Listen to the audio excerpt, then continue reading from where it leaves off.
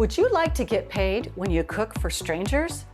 That's called catering, and here's the pathway I used to get started. Do you break into a sweat with even the thought of having company? I'm here to help. After trying just a few of my hosting tips, you'll be more than ready to say, come on over. I am the queen of the side hustle. I don't like to have just one job that I go to every day. No, don't want to do that. I like to piece together my income with side hustles. And one of the hustles I take on the side is catering. We've only got 12 hours and 36 minutes left. Move, move, move! So in the process, I developed 7 steps to being a successful caterer. Now you want to stick around for step 7 because that was a real game changer for me. Such a tease. Well, let's start with step number 1, and that is defining who you are as a caterer. For instance, do you want to just cater baked goods? Are you just a baker extraordinaire and people go on and on about your baking abilities? Well, that should be your specialty, baked goods. Maybe you are a dessert guru, and just about any dessert you make, people are raving and they're wanting more, and they say things to you like, you should sell this. That is your specialty. Maybe you have become the master of the vegetarian or vegan menu, and that is truly a blessing for people who eat that way. That should be your specialty.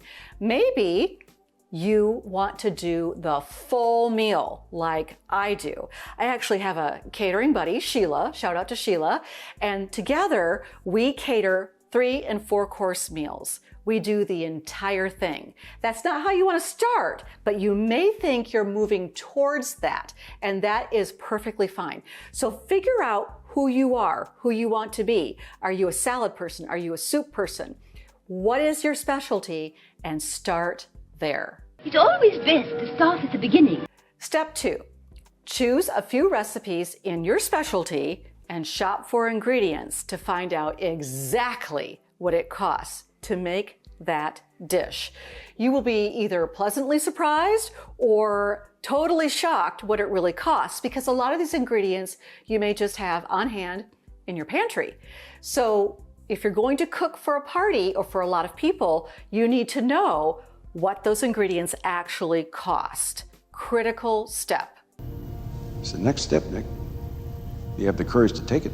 Step number 3, make the recipe, but start your timer from the moment you start prepping, whether that's measuring ingredients or chopping or whatever you have to do to get all your ingredients prepped, all the way to the end product. That will tell you how much of your precious time it takes to make your specialty. This is critical when you start figuring out what you're worth. I'm still worthy. Oh boy. Step 4, determine pricing. Now this is the most difficult part of catering, if you can believe it. Pricing is very tricky because ingredients costs change constantly, or maybe one of the ingredients you use is in short supply and you're having a hard time finding it.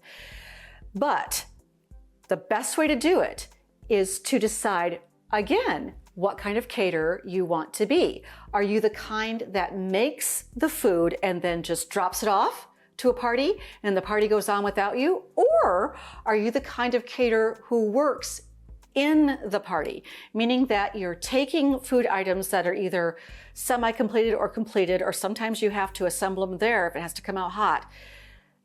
Then that is a different price. Now, if you're a drop-off person, you figured out what it costs, your ingredients cost to make that dish, and then you're going to charge 2 or 3 times what that cost was because you're charging for your time. Your time is very valuable. You are worth 2 to 3 times what those ingredients cost.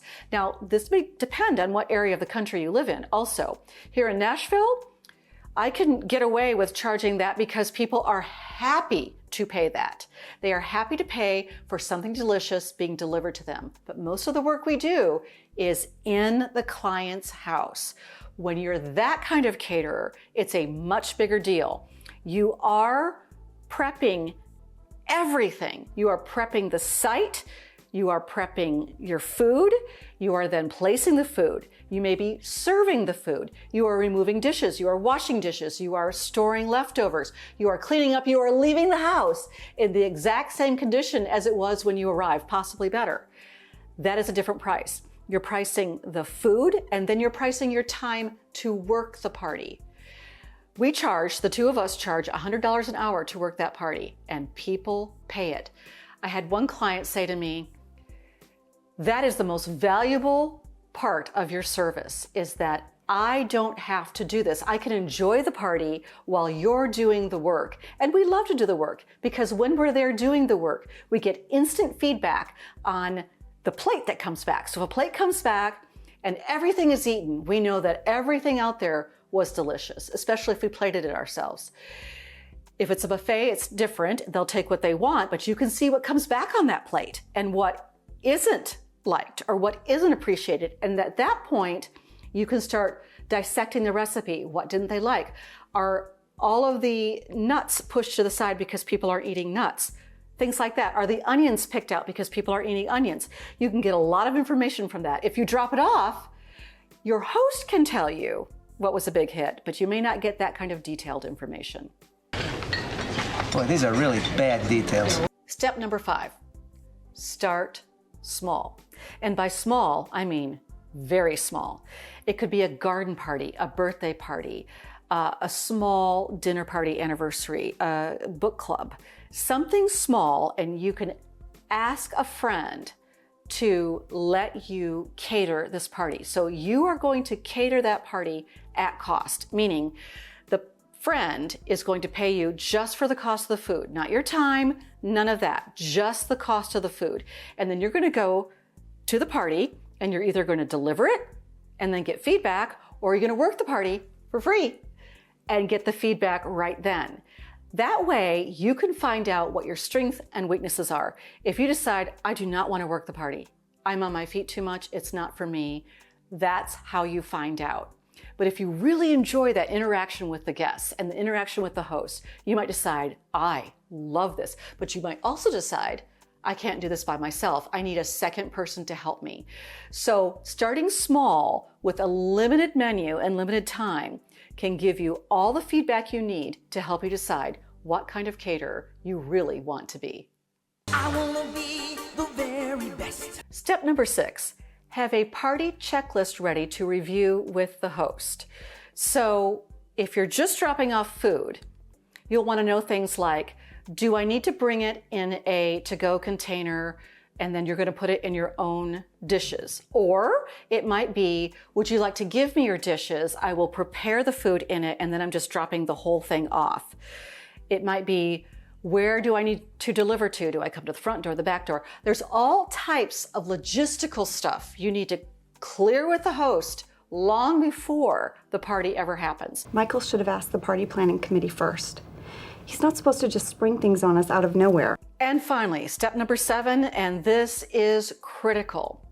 If you're interested in catering an entire meal and working the party, shadow an established caterer first. You will discover all kinds of things when you work that event, maybe even work for free or for hire for a caterer. Many times, someone like me, when Sheila's not available to help me, I have to find somebody else to help me, and I pay them for that, and it's totally worth it to me. You could be that person that comes in and works with the caterer just behind the scenes. You will find out all kinds of information. For example, a catered event is usually timed down to the minute, but something always goes wrong. So you are constantly troubleshooting in a catered event. For instance, the stove may stop working. That's actually happened to me. We had to go next door to a total stranger's house and use their oven. It happened.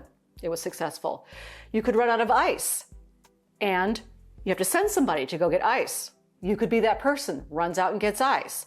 It could be that the event was outside and there's a thunderstorm, so everything has to be moved inside. So suddenly you are shuffling all kinds of things.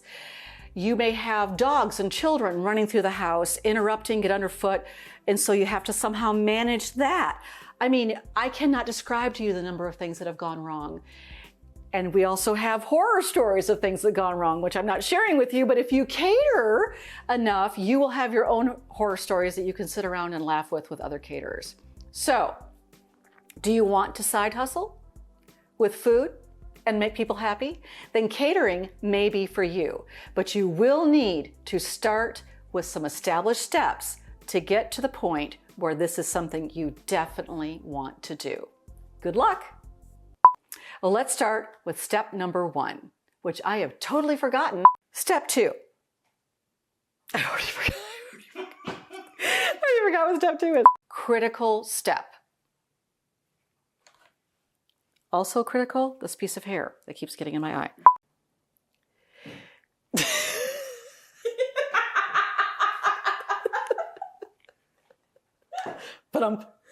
It's almost like bum. Come on over. Now go make someone feel special today.